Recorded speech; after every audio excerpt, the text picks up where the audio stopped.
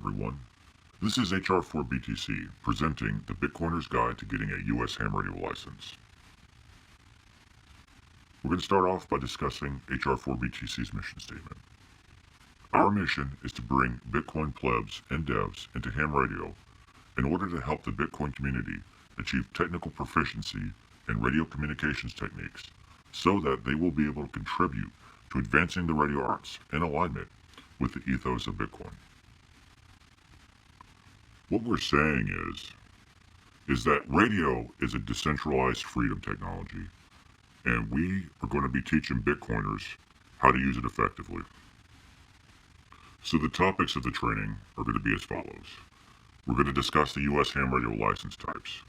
We're going to discuss their respective exams. We're going to give you some information on test preparation and studying for the test. We're going to show you where to register with the FCC. We're going to tell you how to find a test. We're going to tell you about what you can expect on test day. And we're going to close with some final thoughts for after the test. There are 3 license levels in the United States: Technician, General, and Amateur Extra. There's a test associated with each of the 3 license levels. You have to take the test in sequential order to go on to the next one. So to become an Amateur Extra, you would have had to pass the Technician, the General, and the Amateur Extra. That being said, the Technician class is the entry-level license. It'll give you access to the UHF and VHF portions of the spectrum with minimal HF spectrum privileges. This will be good for local communications over radio. It's also your entry point to get into the digital modes that might be of interest to folks like Bitcoiners.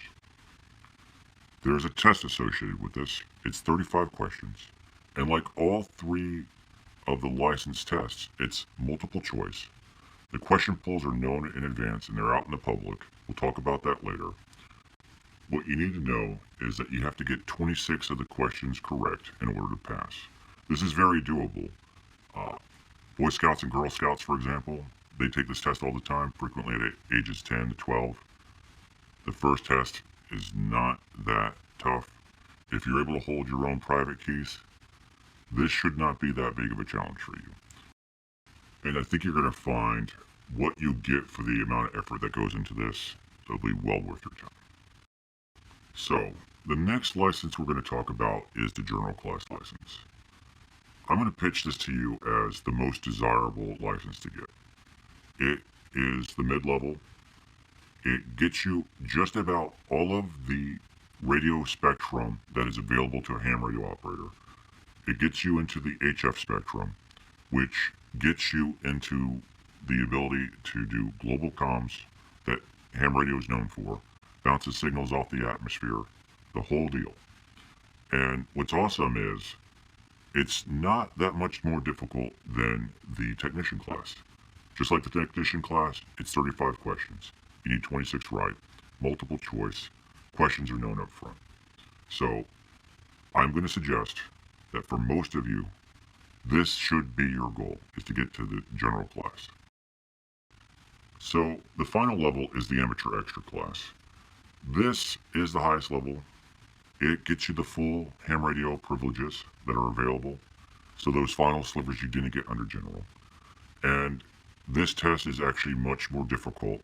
It's 50 questions, once again multiple choice. You need to get 37 right to pass. And the questions are more along the lines of the material that you would learn in a college electrical engineering course. It is my recommendation that you go for the General. Get into ham radio, find out what you like about it, and when you know more, decide if you want to pursue the Amateur Extra. So, test preparation. The first thing we want to say is you should never have to pay for ham radio instruction. With that in mind, our first recommendation is hamstudy.org. Hamstudy.org provides practice tests for all 3 of the ham radio tests. Their system will help track which questions you're getting right or wrong over time to help you focus in on where you should study and effectively use your time. It's wonderful.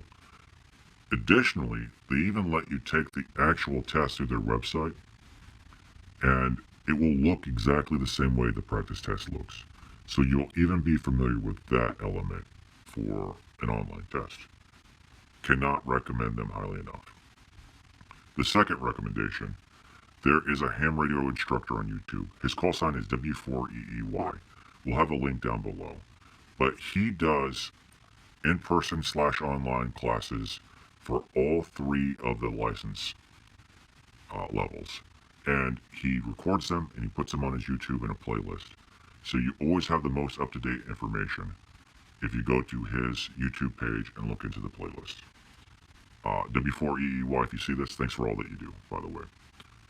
And then the next thing we want to talk about is books. You may find that you want a book to help you study. You might be able to find these at your library, but the two really solid series of books for the three tests, the Amateur Radio Relay League has a series for all three classes, and there's an old ham by the name Gordon West who has a series of books. Both of those, you can't go wrong. Whether you buy them, get them from the library, either one of those series will get the job done. Okay, so here comes the fun part. To get your ham radio license, you're going to have to register with the Federal Communications Commission.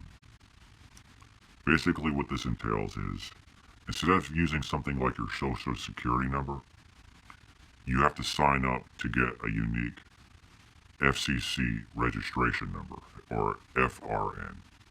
And where you do this is in a system they call CORS, which I think stands for the Commission Registration Server. And the website is apps.fcc.gov/CORS.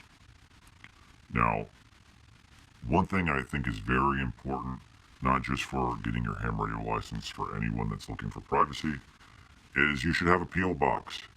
And I recommend you use a P.O. box for this process, because when you get a call sign, there's a public database of call signs, and someone you're talking to on the radio here's your call sign. They can pull your call sign up and see the address you used when you register with the FCC. I think you're going to prefer to have that be a P.O. box than where you live. There's other benefits to the P.O. box. Just think about it. I think you know what I'm talking about. Highly recommend a P.O. box. So, finding a test site, relatively easy. First option, hamstudy.org/sessions. There's an entire listing of online and in-person sites on a calendar. Your second option is to go to the ARRL.org site, click Find an Exam Site. They have a search engine. I believe those are all in person. And your third option is to search out to see if there's any ham clubs in your area.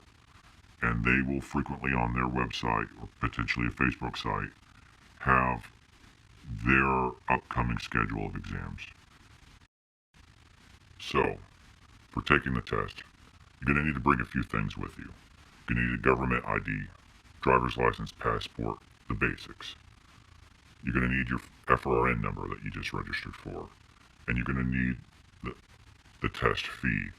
They don't always do it, but if they do, it's like $10, $15 typically, goes towards the testing facilities, etc. You could bring a basic calculator. More than likely they'll have calculators there for you, but if you do bring one, it's going to be non-programmable, very, very basic.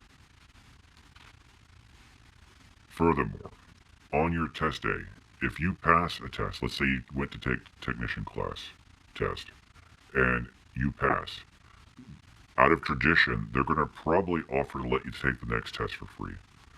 You should do that. Even if you haven't studied for it, always take the free next test if they offer it to you. Also, if you take a test and you almost pass, they will typically give you 1 second try if you came close. If you didn't come close, they're probably not going to offer that to you. But by tradition, that's how it works. They'll let you keep taking tests as long as you pass, and they will likely give you a second try if you come close. After you pass your test, it'll probably be a few days before the government gets around to giving you your license, at which point you're free to conduct radio activities within the parameters of what the government granted you. We're hoping that when that happens, you'll swing by and check out what we're up to.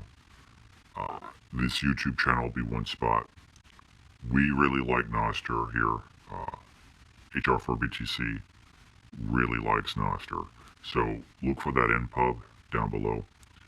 To a lesser extent, we're on other places, but the action's here and on nostr. I look forward to seeing you again.